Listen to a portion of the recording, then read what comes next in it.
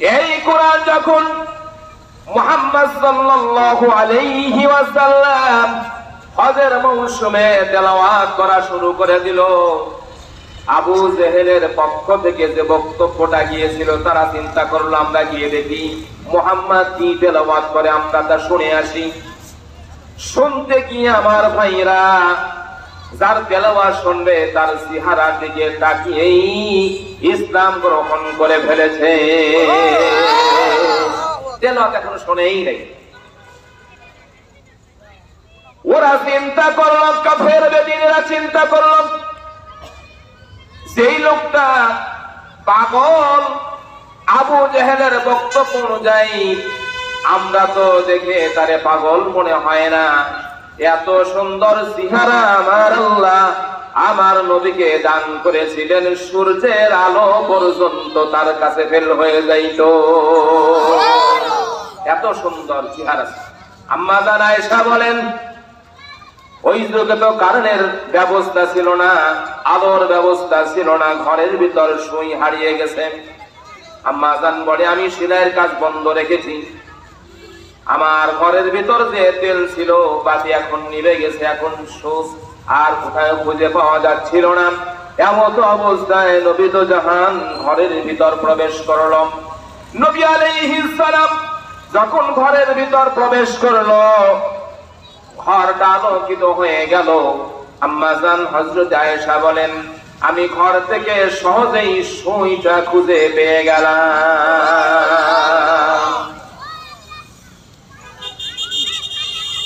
তাই চেহারায় বোঝা যায় সে পাগল নয়। দেখি সে কি তেলাওয়াত করে। তো কেউ কেউ আবু জেহেলের কথার উপর আমল করছে, কানের ভিতর আঙ্গুল দিয়েছে ঠিকই, কিন্তু একটু আবার খোলা রাখে। আঙ্গুল যেহেতু দেওয়ার কথা বলছে, আঙ্গুলে দিয়ে আবার একটু ফাঁকা ফাঁকা রাখে, দেখি মুহাম্মদ কি তেলাওয়াত করে।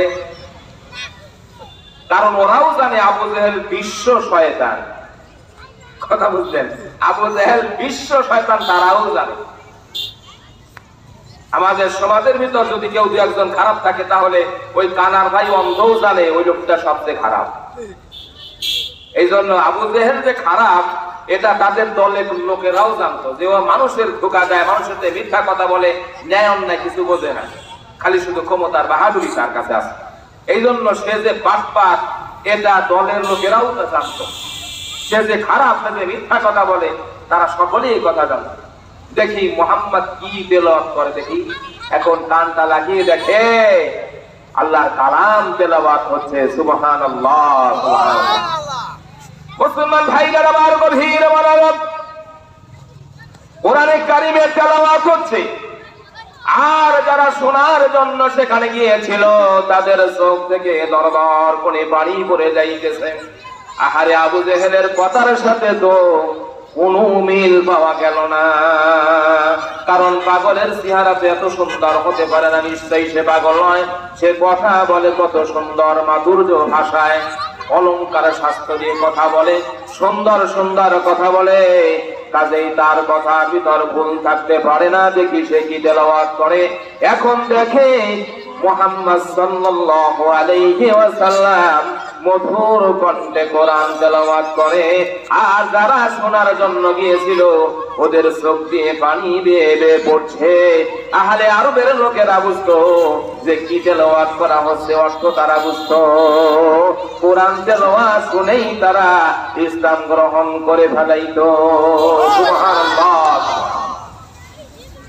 এই জন্য আল্লাহ পাক বলেন এই এমন একটি কিতাব আমি আপনার উপর নাজিল করেছি, এই কিতাবের মাধ্যমে আপনি মানুষকে হার কেসেবের হাজার অন্ধকার থেকে বের করে নিয়ে আসবেন আলোর দিকে। এই অন্ধকার রাতের অন্ধকার নয়।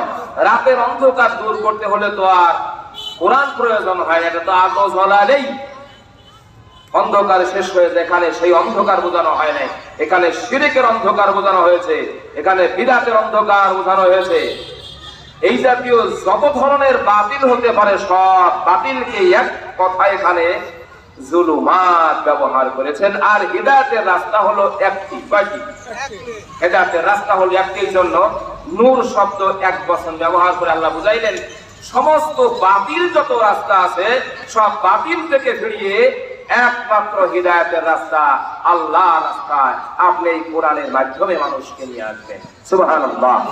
মুসলমান ভাইরা আমার, গভীর মনোযোগ। তখন ব্রিটিশ আমলের কথা, ভারতবর্ষ থেকে একজন লোক নির্দিষ্ট হয়ে গেল, যত কোরআন আছে ভারতবর্ষে সব পুড়িয়ে তারা শেষ করে দেবে।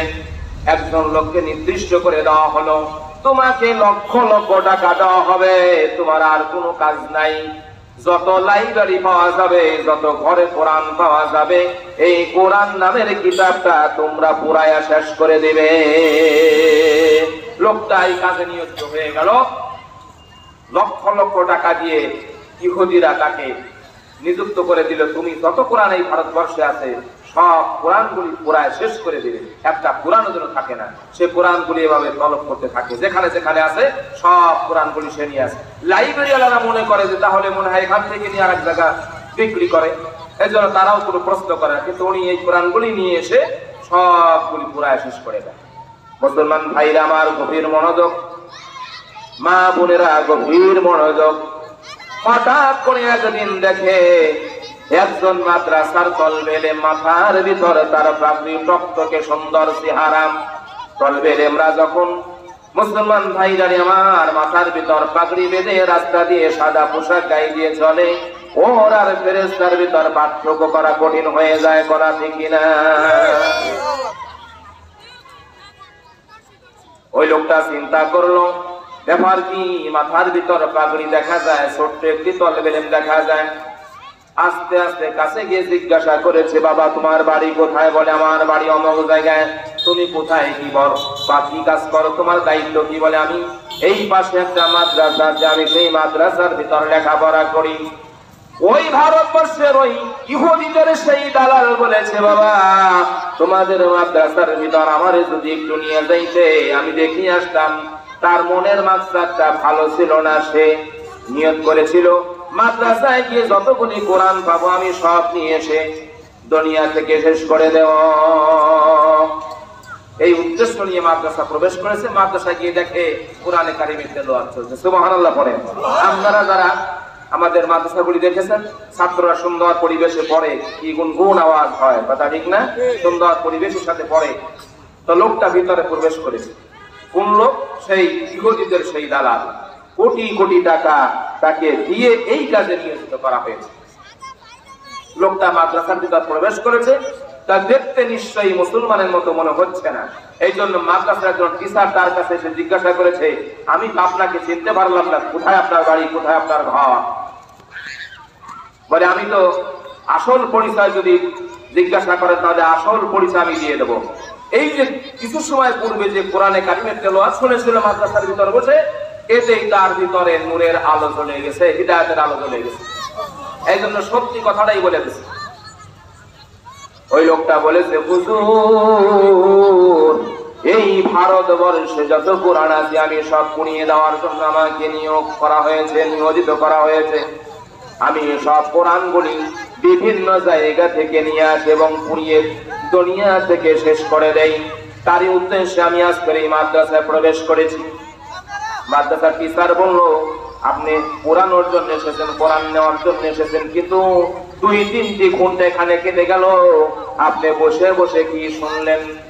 আমি নজর করে দেখি আপনি কোন জাতি আমি তা জানি না। ওই লোকটা সল করে ওপেন করে দিয়ে বলেছে, আমি মুসলমান নয়, আমি হলাম একজন খ্রিস্টান। লক্ষ লক্ষ টাকা দিয়ে এই কোরআন দুনিয়া থেকে শেষ করে দেওয়ার জন্য আমাকে নিযুক্ত করা হয়েছে। কিন্তু আমি এই মাদ্রাসার ভিতর প্রবেশ করে দেখি আল্লাহর কোরআন তেলাওয়াত হচ্ছে। আমি 2-3 ঘন্টা যাবত কোরআনের কারিমের তেলাওয়াত কোরআনের ছাত্রদের পাশে বসে যখন শুনলাম, তখন আমার অন্তরের ভিতর অটোমেটিক আল্লাহর পক্ষ থেকে হিদায়াতের আলো জ্বলে গেছে। সুবহানাল্লাহ।